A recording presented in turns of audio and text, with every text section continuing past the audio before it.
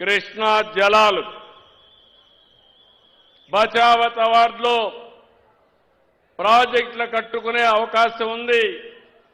మిగులు నీరు మన హక్కు అని చెప్పి అంద్రి నీవా, తెలుగు గంగా, నగిరి గాలేరు ఇలాంటి నదులన్నీ కూడా అనుసంధానం చేసి అనేక ప్రాజెక్టులు తీసుకొచ్చిన వ్యక్తి ఎన్టీ రామారావు గారు.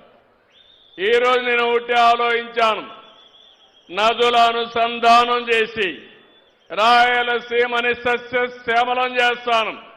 నేను 3-4 సార్లు చెప్పాను మీ అందరికీ, రాయలసీమ రాళ్లసీమ కాదు, రాయలసీమ రత్నాల సీమగా చేసే బాధ్యత నాది.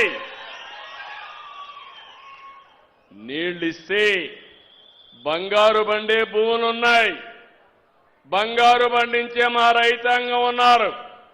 ఈరోజు హార్టికల్చర్ ఒకప్పుడు అనంతపూర్ జిల్లా, కరూరు జిల్లా 10 ఏళ్లు వేరుశెనగేస్తే 2 ఏళ్లే పంట వచ్చేది.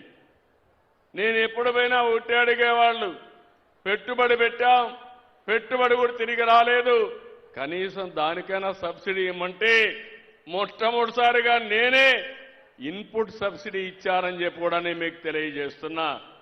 ఒకసారి కరువు వచ్చింది, నీళ్లు లేవు, పశువుల మేపుకోలేమంటే నేనే క్యాంపు పెట్టి ఆంధ్ర నుంచి వ్యాగన్స్ లో గడ్డి తీసుకొచ్చి పశువులు కాపాడిన రోజులు. ఈరోజు అలాంటి అనంతపురం జిల్లా రాయలసీమని ఉద్యానవనంగా తయారు చేస్తున్నామని చెప్పి కూడా నేను మీకు తెలియజేస్తున్నా. మామూలు కూడా కాదు, దేశంలో 29 పెద్ద జిల్లాలున్నాయి, రాష్ట్రాలున్నాయి. ఈరోజు ఎక్కువ పండ్లు పండే ప్రాంతం ఏదంటే మన రాయలసీమ.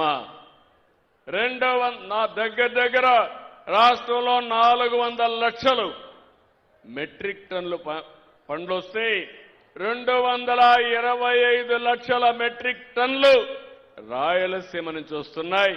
అది తెలుగుదేశం పార్టీ చూపించిన చొరవని మరొకసారి మీకు తెలియజేస్తున్నా. ఈరోజు రోడ్లు బాగు చేశాం, సాగునీరిచ్చాం, పరిశ్రమలు తెస్తున్నాం, కరెంట్ ఇస్తున్నాం, సోలార్ కూడా ఇక్కడే ఉత్పత్తి చేస్తున్నాం. ప్రాజెక్టులో గ్రీన్ ఎనర్జీ కూడా, అంటే పంపుడు స్టోరేజ్ ద్వారా ఎనర్జీ కూడా తయారు చేసి రాయలసీమని ఒక ఎనర్జీ హబ్గా తయారు చేసి కరెంటు ఛార్జీలు కూడా తగ్గించే దిశగా ముందుకు పోతున్నా. మీరు ఒకసారి చూశారు, వైఎస్ఆర్ కాంగ్రెస్ పార్టీ ఉంటే ఎన్నిసార్లు పెంచారు తమ్ముళ్ళు కరెంటు ఛార్జీ? 8 సార్లు పెంచారు.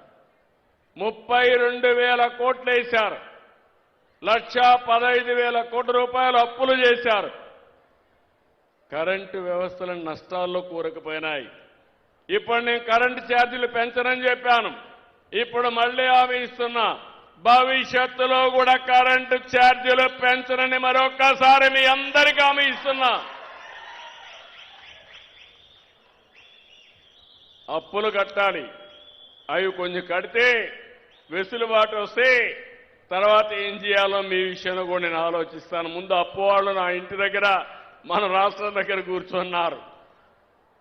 అదే సమయంలో ఈరోజు మీరు గుర్తుపెట్టుకోవాల్సింది, ఇరిగేషన్లో పెద్ద ఎత్తున మొన్నే నేను చూశాను, ఒకేసారి 2014-19లో 68,000 కోట్లు ఖర్చు పెట్టాం. వీళ్ళొస్తే రాయలసీమ, నా రాయలసీమ అంటాడు. నేను కూడా రాయలసీమ బిడ్డనే, ఇక్కడే పుట్టా. ఎన్టీఆర్ కూడా రాయలసీమ ముద్దు బిడ్డే. ఆయన పోటీ చేసింది ఇక్కడి నుంచే, హిందూపూర్ నుంచే చేశాడు.